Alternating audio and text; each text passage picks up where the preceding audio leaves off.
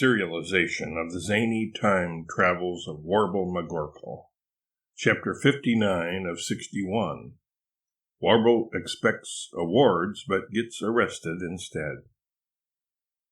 Warble lands the Rodnap in the spacious back 40 of he and Mary's new mansion, and he and his entourage all pile out, happy to be home again, in their native time and place. Warble hears Mary shriek, but at first thinks she is just expressing her delight at being home, to take care of her begonias and get back to her apple pie baking and other silly hobbies. But then he hears Mary yell out, "Look, Warble, across the street!" Warble spins around. What used to be an oak savanna is now taken up by a humongous strip mall. Concrete, neon, and plastic as far as the eye can see. The overarching sign reads, McWallyland Super Duper Everything All Under One Roof Emporium. Wow, Warble enthuses. This is really neat. It makes the Mall of America look like Walden Pond or pre-inundation Hetch Hetchy, which places Warble considers to have been vast wastelands. Soundtrack note, Big Yellow Taxi by Counting Crows. Not everyone is pleased with the changes, though. Ward notices that all the people emerging from the shops are wearing gas masks. He soon realizes why. The air reeks of chemicals and is thick with an orangish haze.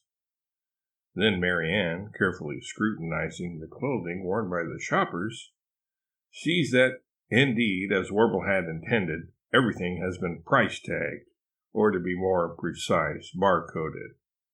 Even people's foreheads are branded with RFID tags. Nobody appears to be exempt, from babes in arms and strollers up to the most ancient and tottery geezers, coots, and codgers. All have been signed, sealed, and delivered. Soundtrack note, signed, sealed, and delivered by Stevie Wonder. Mary is silently weeping.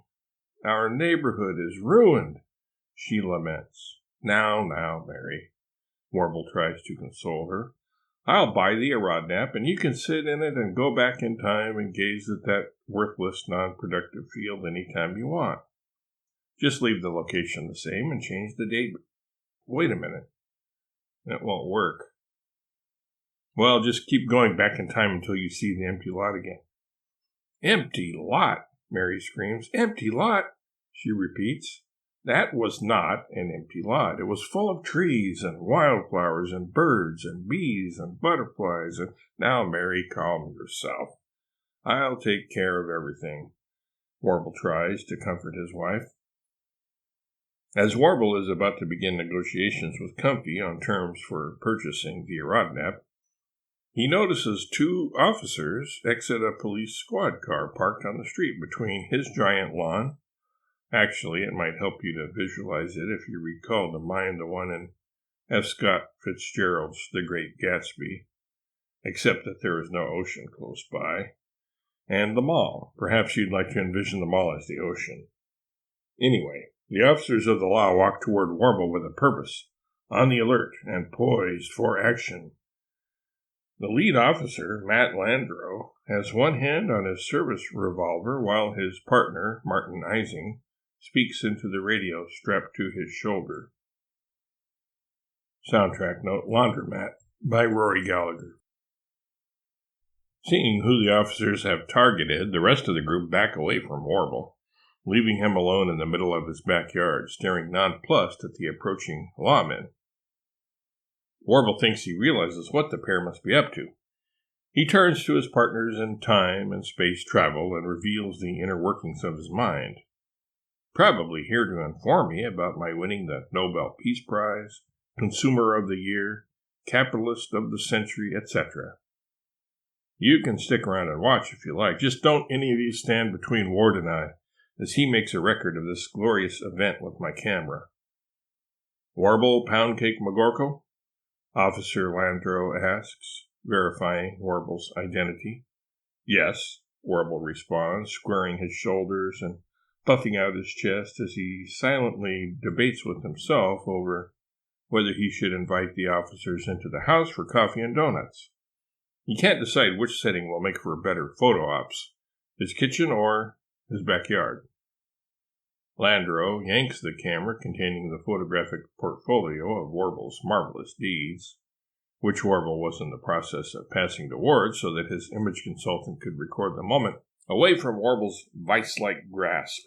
Label that confiscated evidence and seal it in a Ziploc bag, Landro tells his partner. Directing his attention back to Warble, he informs him, "You are under arrest for caca," pronouncing the charge as if it were a word rather than spelling out the letters individually, so that it sounds somewhat like a crow saying "ca-ca." Officer Landro deftly grabs one of Warble's arms and unhooks the handcuffs hanging from the side of his belt with the other. In a blink of an eye, Warble is cuffed, and Officer Ising begins reading Warble his Miranda rights, 2024 version, or more specifically, reciting them from memory. "You have the right to keep your trap shut, and I hope you do." When Warble interrupts him, turning to Officer Landro and addressing him, "Caca? You're arresting me for caca?" Warble pitifully bleats, more confused than he's ever been in his life, which is really saying something. "That's right, Mr. McGorkle.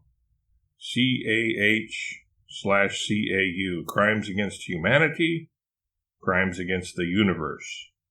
Your unwarranted and unauthorized meddling and intervention in the past has caused, just to name a few things off the top of my head, the poles to reverse polarity, a monumental increase in pollution, crime, climate change, catastrophic hurricanes and other weather disasters, social unrest to spiral out of control, and the Rolling Stones to do yet another farewell tour." Warble panics. "Officer, take these handcuffs off immediately," he demands. "Why, what's your problem?" Officer Landro responds dryly, expecting a complaint that the cuffs are too tight or that the subject is allergic to titanium.